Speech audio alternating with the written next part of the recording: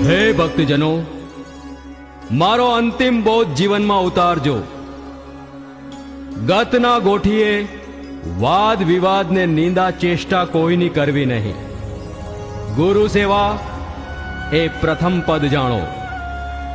પરોઢીએ ઉઠી પ્રથમ અલગધણીનું નામ સ્મરણ કરવું. 9 ઇન્દ્રિયનો મેળવવો કાબુ તત્કાળ. મોહ, અભિમાન અને ખોટા સંકલ્પ કરવા નહીં.